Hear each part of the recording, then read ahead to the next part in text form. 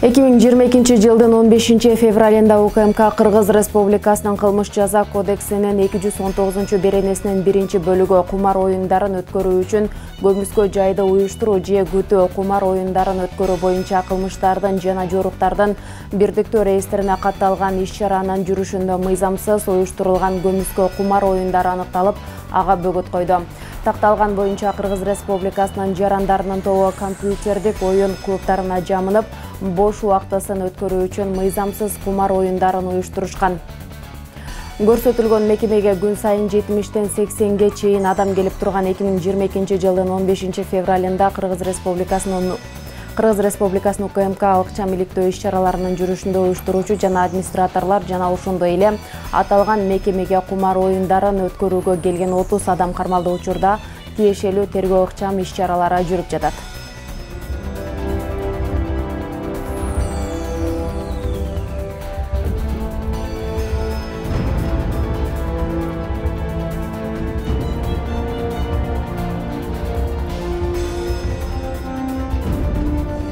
Бүгүн 16 февралда Жогорку Кеңештин депутаты Адаханым Адымаровго козголгон кылмыш ишин иликтөөчү депутаттык комиссиянын алгачкы жыйыны өттү. Бул туурасында комиссиянын мүчөсү Динара Ашимова билдирди.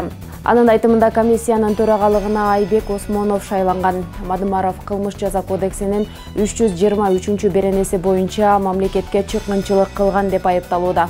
Бүгүнкү жыйында төраганы шайлап ага тийиштүү документтерди камсыздап беришин тапшырдык. Алгач кылмыш иши боюнча толук маалымат менен таанышып чыгышыбыз керек. Бүгүн андан башка маселе каралган жок. Кийинки жыйын дүйшөмбү күнү болору күтүлүүдө, деди Ашимова. Белгилей кетсек, Адымаров буга чейин Кыргыз-Тажик чек арасында 4 көчө тилкесине байланыштуу протокол тууралуу башкы прокуратурага бир нече ирет сурак берип чыккан. 10 февралда башкы прокурор парламенттен эл өкүлүн жоопко тартууга макулдук берүүнү өтүнгөн. Мындан улам кылмыш ишин иликтөө үчүн 6 депутаттан турган комиссия түзүлгөн. Бүгүн парламентте жазгы талаа иштерине даярдык маселеси талкууланды. Жыйынга келген Акылбек Жапаров кыскача баяндама жасап, быйыл 26 миллиард сомду 6%га чейин айыл чарбасына насыя катары беребиз деген пикирин билдирди. Мындан тышкары биринчи жолу биз 1,5 миллиард сомду бөлүп берип, үрөндү алдырдык. Азыр министр, айыл чарба министри сиздерге айтып берет. Суу татаал болгондуктан айрым жерлерде 90%, жолсу 100% суу жетпей калгандыктан ирригацияга биринчи жолу 1 миллиард сомду толугу менен бөлүп бердик жана техникаларына акчаларды бөлүп берип жатабыз. Бирок жеңилдетилген насыянын өздөштүрүлүшү катуу көзөмөлдө болорун. Мисалы, кант кызылчасын өстүрөм деп 6% менен акча алган дыйкан күзүндө кызылчасын төкпөсө 22% менен төлөгө милдеттүү болоруна токтолду. Биз азык-түлүк коопсуздугун камсыз кылыш үчүн 9 кластерди ишке киргизген жатабыз. 9 кластерге дагы 9 миллиард сомду биз даярдап койдук. Мына ушуну жанагы өлкө менен, өкмөт менен өнөктөштүктүн негизинде бизнесмендер менен чогуу биз айыл чарбада азык-түлүк коопсуздугубузду бекемдейли деп атабыз. Айыл чарба министри Аскарбек Жаныбеков 2022 жылы болжолдуу көрсөткүчтөр боюнча жалпы айдоо аянты 1232,6 миң гектарды түзөт. Же өткөн жылга салыштырмалуу пайдаланылбаган айдоолорду кыскартуунун эсебинен 6,4 миң гектарга көбөйтүлөрүн белгиледи. Ошол пайдаланбаган жерлерди 5-6 миңге кыскартуунун үстүндө иш алып барып, аякы 5 жыл, 7 жылдын ичиндеги көрсөткүчтөр кийинки слайдта көрсөтүлүп турат. Быйылкы жылда дагы ошол 6 миң гектарга жакын жерди биз кыскартып иштетүүгө, оборотко киргизебиз. Министр быйыл жазгы талаа иштерин жүргүзүүгө республика боюнча жалпы 40,15 миң тонна күйүүчү майлоочу материалдар керектелсе, бүгүнкү күнгө карата 56% камсыздалгандыгын кошумчалады. Келаткан үрөндөрдүн эң негизги бөлүгү бул эң жогорку сапаттагы, жогорку репродукциядагы бүгүнкү күндөгү заманбап сорттордун үрөндөрү келатат. Кайсыл компаниялар жана кай жерден келатат деген суроого мен алдын ала жооп берип коеюн. Россиядагы ошол үрөнчүлүк жаатында иш алып барып аткан илимий изилдөө институттарынан чыгарылган негизи ошол институттардан макулдашуу менен жана ошолордун базасында иш алып барып аткан чарбалар менен макулдашуунун негизинде үрөндөр жолго чыгып келатат. Мага чейин кимдер келип, кимдер кеткен эмес. кеткенге дагы даярмын, бирок иштегенге дагы даярмын. Эртең мен 7-де келип 10го чейин иштеп атам. Министрлер кабинетинин төрагасы Акылбек Жапаров жакынкы жылдар аралыгында өлкөнүн экономикасын, энергетика жана кен тармактарын өнүктүрүүдө ири долбоорлор башталарын, аларды ишке ашырууда болсо бийлик ички ресурстарга таянарын журналисттерге берген маалымат жыйынында билдирди. Жакынкы арада бир топ долбоорлорду көрөсүздөр. Ошонун ичинде чалгындоо иштери дагы, геологоразведочный работалар дагы бир 12 чоң месторожденияларда жүрөт. Өзүңүздөр билгендей 100% өлкөнүн карамагында болгон мекемелерге биз жер уйдай кылып конкурс кылбайбыз. Мындан ары 100% ошону улуу көчмөндөр мурасына беребиз. Алар болсо бизнес проектин иштеп чыгат, мастер планын иштеп чыгып, финансы булактарын тактап туруп, андан кийин астыга чыгат да. Мындан тышкары Акылбек Жапаров ишкерлерди колдоо максатында салыктан калкалаган система жоюла баштаганын айтып өттү. Салыктын эсебинен мугалим, дарыгер сыяктуу кызматкерлердин айлыгы 50-100%га чейин көтөрүлөрүн баса белгиледи. Салык күн сайын түшөт, пенсия пособие дагы күн сайын алына турган нерсе.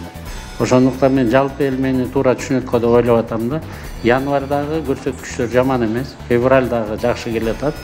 Эгерде март жакшы боло турган болсо, биз кескин түрдө, дагы бир жолу айтып коеюн, кескин түрдө мугалим менен врач, социалдык тармакта иштеп аткандардыкын аз зарплата алып аткандын баарыныкын көтөрөлү деп атабыз. Биринчи этапта 50%га чейин, 1-апрелде, анан 1-октябрда дагы 50%га чейин. Ал эми милиция кызматкерлеринин болсо, азыр ичинде теңейбиз. Бул революция болгондон кийин эле укук коргоо органдардын зарплаталары көтөрүлө баштайт да. Анан бирөөнүкү өтөрөөк көтөрүлүп, бирөөнүкү ылдыйраак көтөрүлүп калыптыр. Азыр биз ошонун баарын теңейбиз. Ошондой эле министрлер кабинетинин төрагасы учурда ири базарларга киргизилип жаткан ККМ аппараттары тууралуу түшүндүрмө берди. Жапаровдун айтымында жаңы салык кодекси менен чоң бизнестен салык алуу системасы кирип жатат. Базарда байкуш үшүп шишип турган киши эптеп 500 сом көрүп аткандан таптакыр салык албайлы деп атабыз. Бирок 6000 сом деп оформить этип алып, анан 15 миңге 3 эсе көпкө саттырып аткан жигиттен салыктарды алып койбойлубу деп атабыз да. Учетун биз баарын айтып атабыз. Контролдук кассовый машина 8 миллион сомго чейин. Бир топ региондор, райондор таптакыр салык төлөбөйт. Бирок силер кимден алдыңар? Ошону бизге айтып коюңуздарчы деп атабыз да. ИНН эле айтып койгула. Мына сотовый телефондо приложенияларыңарда бар бекер, контрольный кассовый машиналарыңарда. Ошону бизге көрүп эле айтып койгула. Биз эң чоң киреш алып аткандарды салык төлөтөлү деп атабыз. Акылбек Жапаров Кыргызстан быйыл чоң көлөмдө тышкы карызды төлөөнүн убактысы келип калганын айтып, тышкы карыз салыктын эсебинен төлөнө турганын билдирди. Жалпы жөнүнөн 330 миллион долларга төлөй турган убактыбызга жетип калды. Эми бизде бир гана жолубуз бар, бул экономиканы оңдошубуз керек. Бири-бирибизге жолок таяк болуп жардам беришибиз керек.